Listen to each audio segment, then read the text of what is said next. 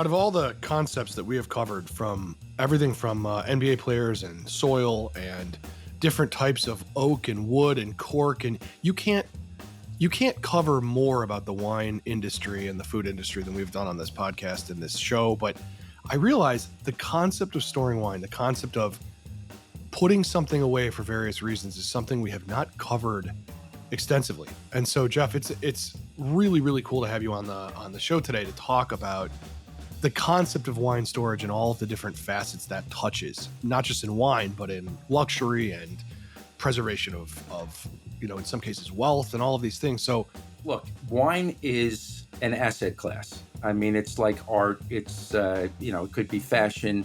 The litany of people that store with us range, frankly, from college professors to people that are connoisseurs or investors or collectors that are really highly intelligent about wine, because wine is just one of those emotional things. And so if you're gonna buy wine, and you want it to age well, and you actually believe in science, which is debatable. There are people that think science is overrated, but there is data, Jason, that indicates that if you store wine, and I have maybe a story that I can get to later on, but if you store wine in the trunk of your car in the middle of the desert, it's like storing steaks on your garage floor. It's just not a good thing.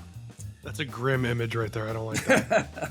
To be frank, only about 5 to 10% of wines actually improve after 1 year, and just 1% of wines improve after 5 to 10 years. So the wines that we store are in the top, frankly, 0.1% of wines. Most wines, the vast majority of wines, are consumed within 1 to 2 years of bottling. So we store wine primarily for people that buy wines that range, let's say, between $100 a bottle and I don't know, $20,000 a bottle or more.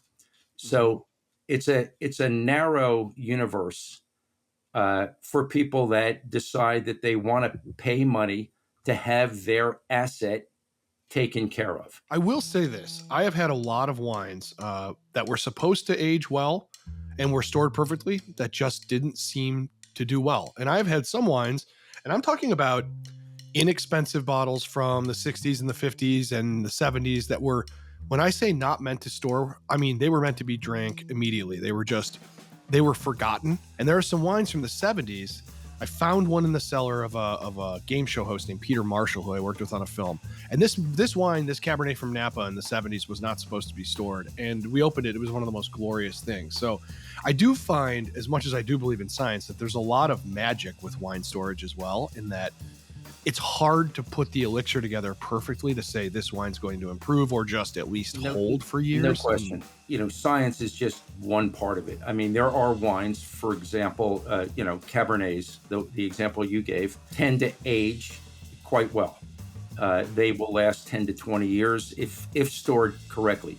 There's a wine from Bordeaux, a Sociando Malais from 82, that because of the level of tannins in that wine, you can drink that wine up to 2040. So a lot of it depends on the wine itself, and a lot of it depends on how that wine is stored. Look, we have clients that range, the gamut. A lot of people, first of all, we have a lot of people that live in Manhattan or in Chicago or, large cities where, they don't have the luxury of building a wine cellar in their home. And even the people that do build wine cellars in their home, and we'll get to that, it's not quite as well organized as you might think. Unless that wine is safely, securely stored, you can't really count on it being drinkable 20 years later, 30 years later. So you have to be able to, first of all, you have to be able to tell the difference between good wine and bad wine. I can tell you that we often have events, and we do this just as an experiment, Jason, just sort of for fun, where we'll take a case of wine to an event just to pour, for the people that show up at the event. We'll keep 6 bottles of the wine in our trunk for a week at 90 degrees, and the Oh, other geez. we won't. We'll serve it correctly stored. 99% of the people can tell the difference. They may not be able to tell the difference when it first hits their tongue, but there's an aftertaste when it gets back to the back of your tongue or your throat where you can clearly tell the difference. So there is something to this concept of wine storage. And I can tell you that, I mean, there's a historical context going back to your original question that the Greeks and Romans actually stored wine because some of the grapes that they turned into wine they felt would last for decades. And so, although Uovo was not part of their storage strategy way back then, this concept of storing wine correctly uh, is rooted in history. Well, I mean, it's also the concept of, why is a cellar below ground? Well, I'm sure hundreds, thousands of years of trial and error of, like you said, I mean, 90 degrees in a car is a pretty extreme example, but, just storing wine on a kitchen counter, even if it's room temperature and light's allowed to permeate it, can really change things. I mean, the concept of storage is something that totally makes sense to anybody who's ever been to Europe or a cellar in somebody's house. But I guess from a standpoint of storing wine, how does it go from, because you said something earlier that I think is quite fascinating, that wine is how did you word it? You didn't say a luxury product. You said it's an think asset. I called it an asset class. Interesting. Do you feel that way about all wine or just the certain class of wine? Yeah, no, I mean, for people that buy cases of $20 wine, I wouldn't call it an asset class. And those people don't consider it an asset class. They're buying that wine for consumption and enjoyment almost on an immediate basis. They're going to a dinner, they stop at a wine store, they buy a $25 bottle of wine. But there's a lot of emotion that goes into collecting whatever it is. It could be wine, it could be art, it could be I mean, there are channels on TV about people that collect antiques. So this is a country of hoarders and people that are and I mean it is what it is. And some of those people collect wine, and they collect it for various reasons. I can't explain all of the reasons, but there's something emotional about wine. And the example I would give you is we'll host events at one of our locations. Some of those times we'll invite wineries to present their wine.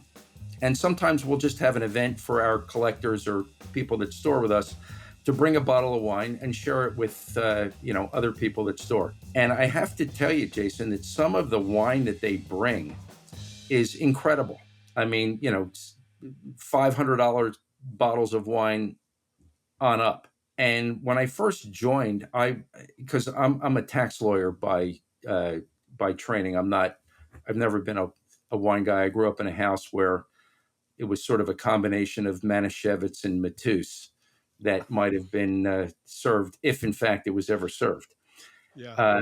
And I found it not an asset class. Not an asset class. No. And I found it incredibly interesting that these people would bring wine and share it with people that they frankly didn't know. There's something about wine that just brings people together, and there's that emotional piece of it that it's hard to put your finger on, but it sort of lends itself to the myth about wine, is what I would tell you.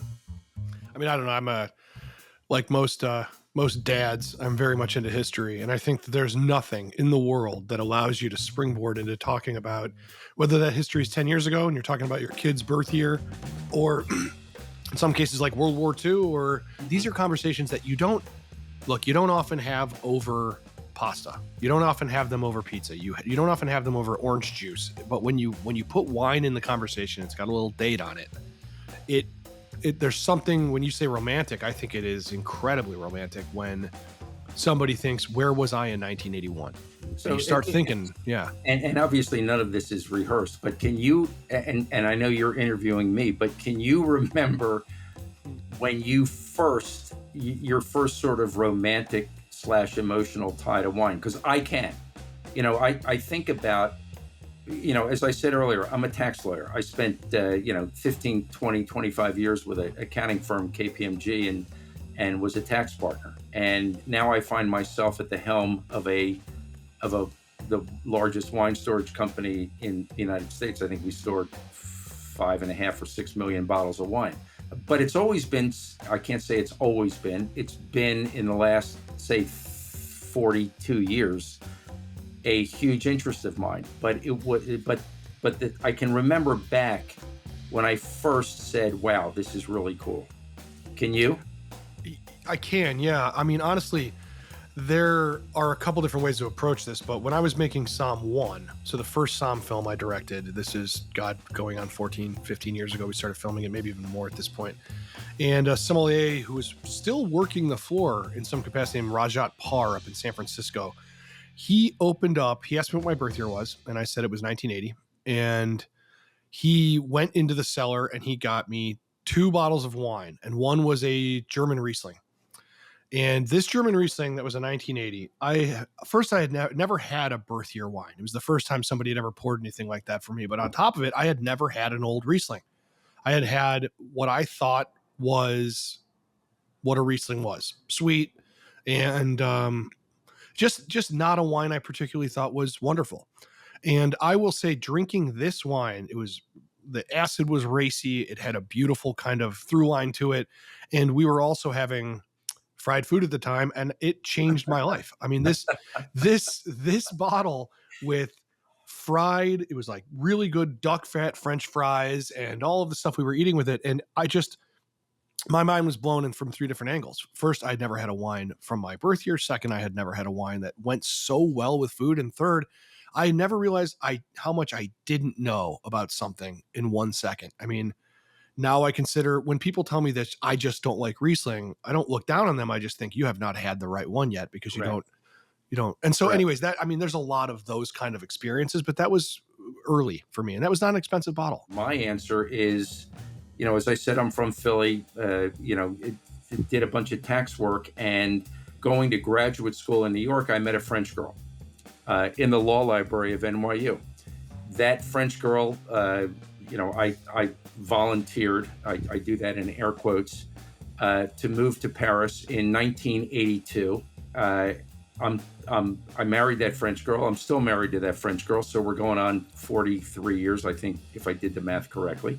And living in France and going to dinners with people that, where wine was, almost always served. And so I began to get interested in it. And the one event that I can think of was, I have 2 sons, and one who, they were born in 85 and 86. And so in 89, I found myself in the Beaune region of France and woke up early and walked through the vineyards of Hospice de Beaune. I can remember the fog sort of lifting from the vines. I can remember this 4-year-old holding my hand, walking through those vineyards. And, to this day, it's almost emotional. I don't get the same feeling when I drink a Petrus, but it is what ultimately got me interested in wine. Little did I ever think I would wind up, in my older years, at the helm of a fantastic company like Uovo. Let's talk about this company, Uovo. So I want to know how, because I know there's a transition here from art and fashion into wine, and I want to know how Uovo got into storing wine. How did this become a thing, and then how do you model something like this? I mean, it's, to me, it seems so many variables, I guess, based on where you're at and based on. So let's start with kind of, how did Uovo get into wine storage? So let me go back to how it got into art in the very first place. So it's Sure. founded by a guy named Steve Gutman, who had a fair amount of art, and I would say was, he had a fair amount of art, maybe not enough walls to put it all up, and so was sort of dissatisfied with the storage industry, and frankly decided to address the problems himself. And artworks, depending upon where you store them, just like wine, just like anything else, they get lost, they get damaged. And so he decided that he was going to pair sort of exceptional facilities and inventory management with high touch client experience. And so he began, let's just say 20 years ago, in the art space. And has carved out a real niche for Uovo in that art space with, museums and private collectors, and it goes on and on. I would say about 5 or 6 years ago, I could be slightly off on that, but he got into the fashion space. And then I think 2 years ago, he bought a company called Domain, St. Louis based, had been in existence for quite a while and had a terrific reputation. And I think the thinking behind that was twofold, Jason. One, if I can store art and I can store fashion, I should be able to store wine. Secondly, and I don't need to go into huge detail here, a lot of people that buy art and store art probably drink wine and vice versa. And so there's clearly a linkage between the three businesses. And frankly, that's how he got into the wine space. And I joined, I don't know, a month or 2 months after his acquisition of Domain. I guess it's, when you're thinking about climate controlled things, humidity, all of the things you would need to do with storing. I mean, I couldn't even imagine.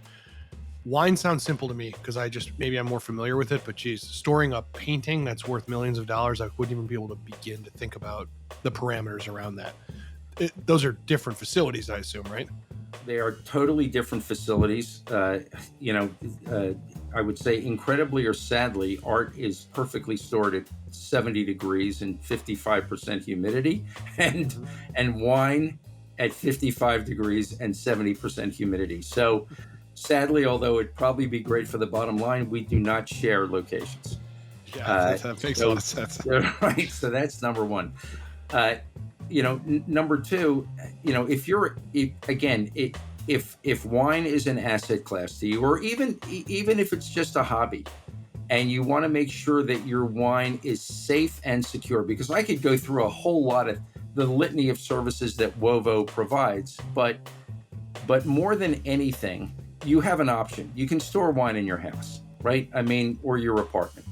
Now, I can't say that you keep your apartment at 55 degrees, but maybe for you, keeping the wine at 55 degrees is not that important. So you have to make that decision, assuming you have the space, as to, do you want to store it correctly? If you don't have the space, and a lot of our clients are living in, larger cities where they don't have the space, or even if they don't live in a larger city, they just want to make sure that their wine is safely secured, and that it's attainable. So, we store their wine, and when they want their wine, we'll deliver their wine to them.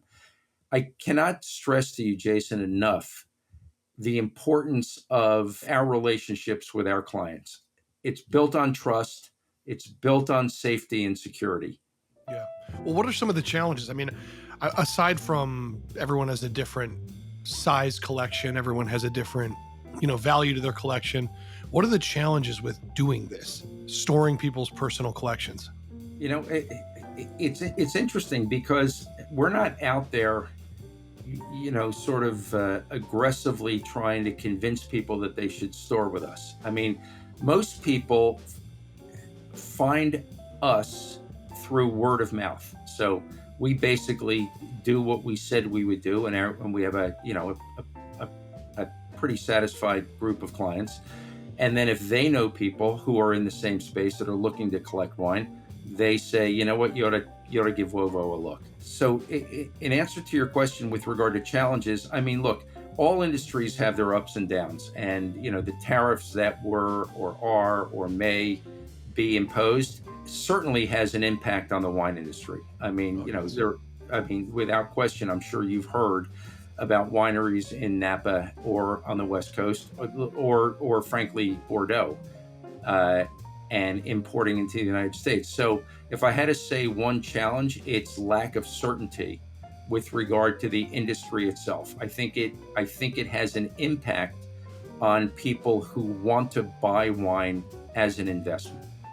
It is what it is, and it'll sort itself out, just like it did 4 years ago or 8 years ago, or you go through cycles on this, and there are years where DRC increases by 10%, and there are years where it increases by 0. So, but other than that, the business is a pretty solid business. Our client base is a pretty solid client base. What about? I mean, because in the end, you're dealing with a physical place. No matter what you do, it's not that you can. This isn't in the cloud. I mean, this is a building with a lock. And how do you deal with things like, I don't know, flooding, hurricanes? Your basic. If you're in Miami, Florida, and there's a hurricane headed, and you've got all this wine. I'm just so curious about the. It's such a tactile business you're in. You have to be able to hold these things. How do you deal with the act of God? I guess we'll call it. Well, things are called acts of God for a reason. So, you can't prevent them. So that's number one. Number two, unlike a few other people in our space, we do provide loss protection so people can insure their collections with us. And there are some insurance companies out there that will insure off-site, but I only know of one, maybe two, that will do that. Most will insure if you have a separate rider to your policy at home, and you have a wine cellar, and you delineate all the wine, you can insure that. But very few of those insurance companies will insure off-site. We do offer loss protection if you so desire. But number three, as you said, look, first of all, when people store their wine with us, we have two different sort of models. One is you just rent a locker, you put your wine in there, and it's all yours, and you take care of it. The vast majority of our clients fall into what I would call managed storage, where we actually inventory their wine. So we check the condition of their wine. We put it all in a database. We share that database with the client. We let them know when the best drinking dates, let's say between year X and year Y, are for them. If they want to drink it, they can drink it. If they want to liquidate it, we can help them either through auction or consignment. We can help them with that. And if they want to increase their collections, we actually offer that service also through a branch called Cellar Trading. But to your, as I said, you can't prevent an act of God. All you can do is for people that store, let's say, in their homes. And we've had two instances that readily come to mind. One on the west coast of Florida, where a bad hurricane last year hit. The weather science is not an exact science. They don't know if it's a category 2, 3, 4, 5. And so we will get calls in advance of that where they say, listen, can you please help me? Can you pick up my wine, store it for me, either just store it or store it for a period of time until this passes, and let's see what the damage is. We are there to try to help them. The second example I can give you is fires in California. And, to the extent that we can get in there before all of the damage occurs, we will do our very best. I mean, an interesting story is the guy that is in charge of business development for us in the Chicago area, young guy that began to collect wine, and there was a fire. I can't recall if it was his house or close by, and called at the Time Domain and said, listen, can you guys help me and pick up my wine and store it for me? He then became an employee and is now, doing terrific. So, there's no real perfect answer to that. It gets back to the trust piece that I raised earlier, which is, we have sort of deep relationships with many of these clients. I wouldn't say we speak to them every day, but probably a month doesn't go by where we don't speak to them. And, we ask them questions, they ask us questions, we're trying to help them, they're looking for advice. And so these are deep relationships. And if an unexpected event occurs where we can help them, we're there to help them. Yeah.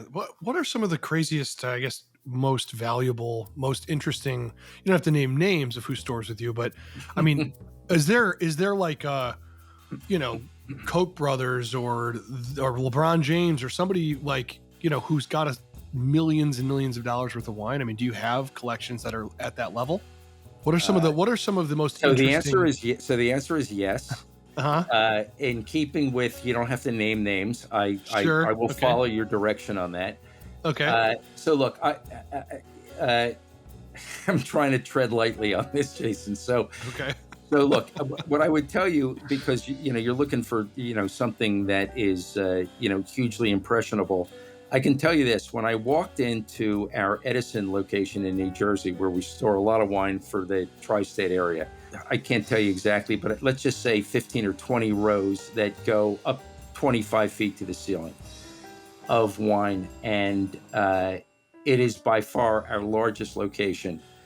And when you looked at these original wood cases of simply priceless wine that was quietly sitting there at 55 degrees and 70% humidity, I look, I'm just telling you, I could not help walk those aisles and have to close my jaw constantly.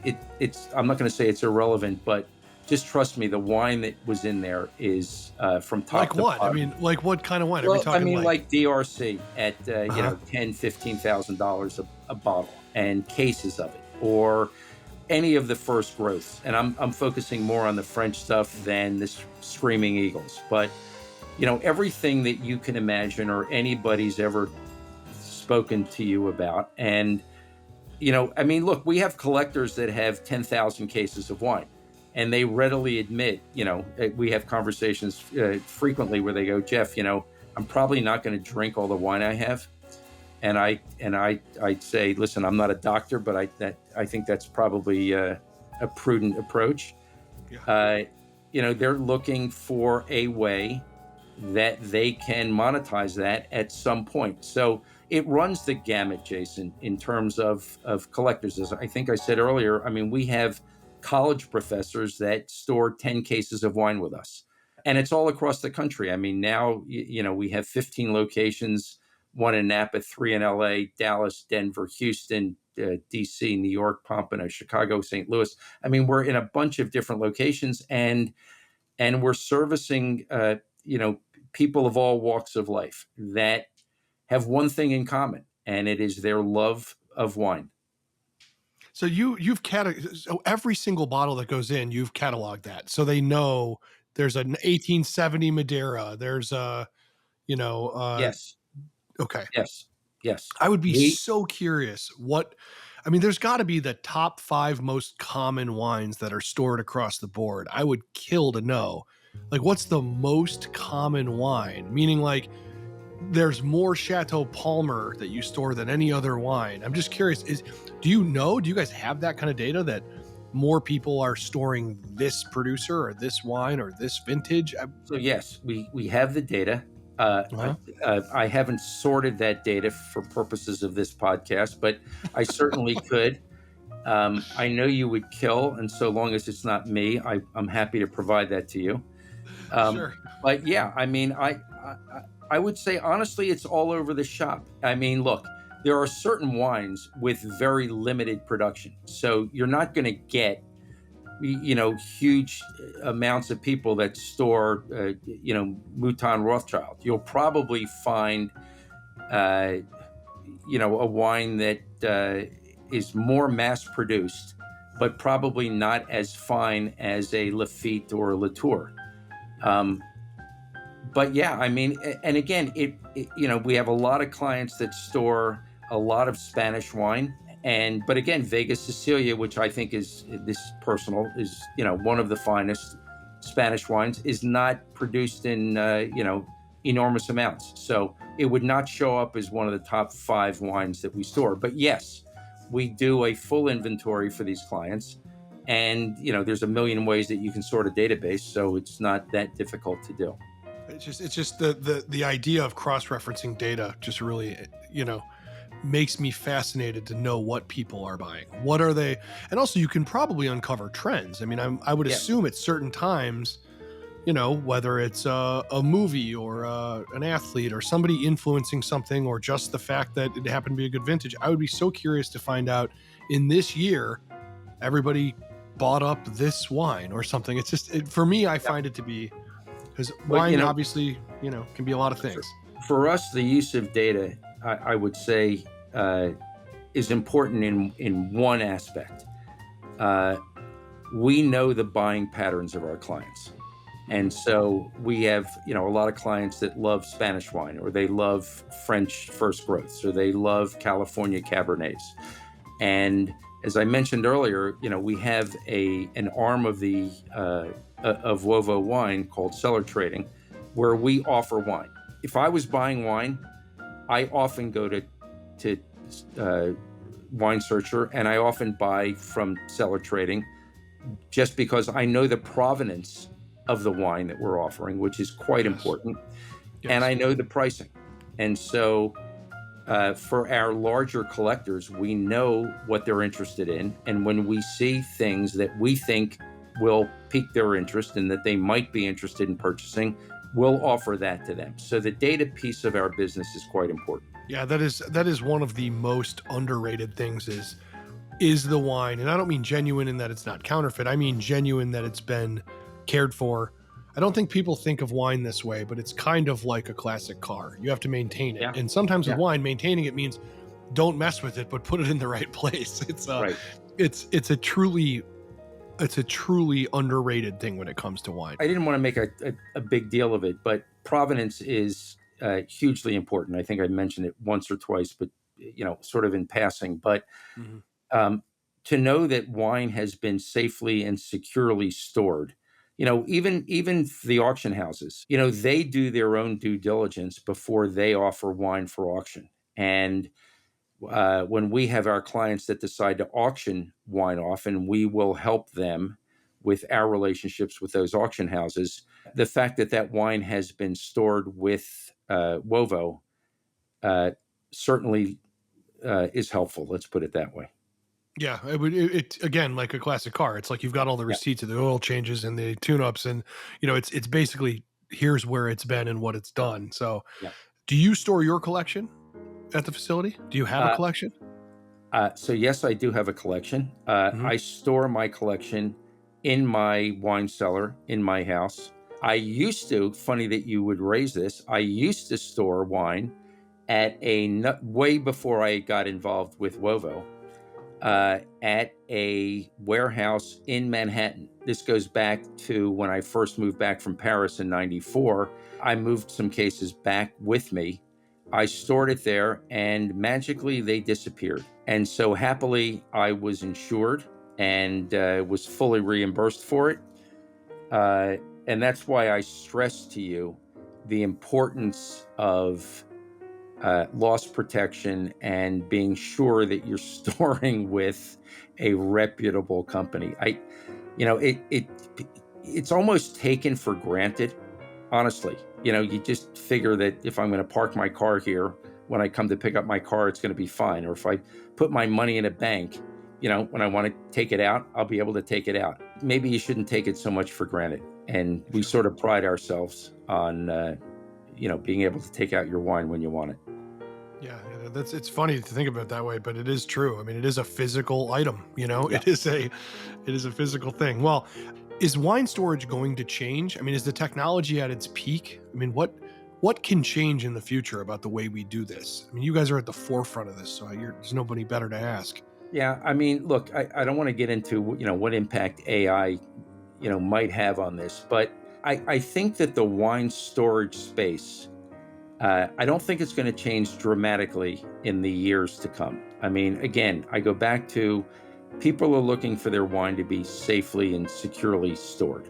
That's the number one priority. And then there's the litany of other services that people are looking for, which is, for example, if I'm moving from, I'm going to pick New York to Phoenix, can you transport my wine? Can you inventory my wine? If I have my wine in a home cellar, and, Jason, I've been in many home cellars where it's a beautiful home cellar, but the wine is all over the place. I mean, there's wine on the floor. It's a complete mess. Oh, everyone I can think of is like that. Now Okay, that you well, say they're that, right. So at some point, somebody decides I'm going to bite the bullet, and they call Wovo and can you help me? Can you help me inventory it? Can you help me store it? Can you set up some kind of technology where I can track the wine myself so that I'm not dependent on you? So all of the transport, all of the inventory, all of the safety security stuff. I mean, look, what I would tell you is we do everything for a client other than drink their wine. And you could probably convince me that I could help them in certain instances to help them drink the wine, but sure, of course. that's really what we're about. It's about trust, and and building deep relationships with our clients, and just making that whole collecting experience that much more enjoyable. I mean, I guess I should ask you should plug it. How do people do it? How do if I wanted to so I've got a cellar, I've got a bunch of wine and I'm thinking about collecting more. How do I even start this process? Well, first of all, I can give you my cell phone number, so I mean, you can always you can always call me directly. But Fair. I mean, if you go to wovo.wine, the purpose of this is not, frankly, to plug us, but I mean, look, and people, when I say wovo.wine, they're gonna start with a W. So it's an Italian name that is spelled Uovo. In Italian, it means egg. I didn't make up the name, but it is quite appropriate because what we do is handle fragile items, whether it's art or wine, Mm. and so go to uovo.wine, and you will be directed to the right place, or I'm sure you can find my name on that website, and call me directly. I'd be more than happy to help you. Sounds great. And it's what a fascinating business, and one that I just don't think people think about enough. I mean, I am look, I've got young kids, I'm on the go a lot. I work in the wine industry, I suppose, but most of the wine I buy is not to save, not to appreciate value. It's because it's Friday and I need a drink with this chicken I'm making. I mean, for me, it's because I'm constantly moving. I'm not at the age where I'm like sitting and thinking about things. I'm moving, moving, moving. The other thing I will say, if that wine was not at my house, it'd be better because I wouldn't drink it. And I need to get that. I need to get the stuff that's worth Look, money out of Jason, I here. mean, I can't tell you how many clients that we have where they go on a trip. They live on the East Coast and they go on a trip to Sure. Napa. And inevitably, they go to winery number one and they buy a case of wine because it's great. And Mhm. that's at 10 a.m. And then at 1 a.m., they taste more wine, they buy another case. They wind up leaving Napa, they bought 8 cases. When they come out of the ether, they go, okay, now what do I do? Where do I store this wine? What am I going to do? And we will, if you open up a storage locker with us, we'll ship your wine. And the other thing, by the way, that I didn't make hay out of is a lot of people ship wine by FedEx and UPS just because they know FedEx and UPS. I mean, if you're interested in actually transporting your wine, you frankly ought to use Wovo. A, we're less expensive, and B, we transport it in refrigerated trucks. And so, What you a know, concept. I mean, think about it, right? I mean, You you're know. spending hundreds of dollars on your wine, and for all you know, it's in the back of a UPS truck at 90 degrees. It's funny. I mean, we could talk forever and ever about this, but the shipping is a real big problem. Especially, I live in Southern California. People live in the Midwest. I know there are people that are like they'll hold their wine for 4 months somewhere because they just don't want it shipped to Yeah, them, even though they yeah, want their wine. yeah, They just can't. I don't know. yeah, I know our FedEx driver. He's a nice guy, but I wouldn't yeah, say he really cares very much about that wine in the back. yeah, Nice yeah, guy, yeah. but well, Jeff, this is incredibly illuminating. I really appreciate your time. I know you're a busy guy, so it was great to talk Jason, to you thank about you, this. thank you for inviting me, and thanks to your whole team for putting this Yeah, together. well, I'm Appreciate going it. to be calling your cell phone to get this wine out of my damn house now, so I Okay, look let me forward to it. turn it on now. All All right, right, thanks a lot. thank you. All right, thanks, Jeff.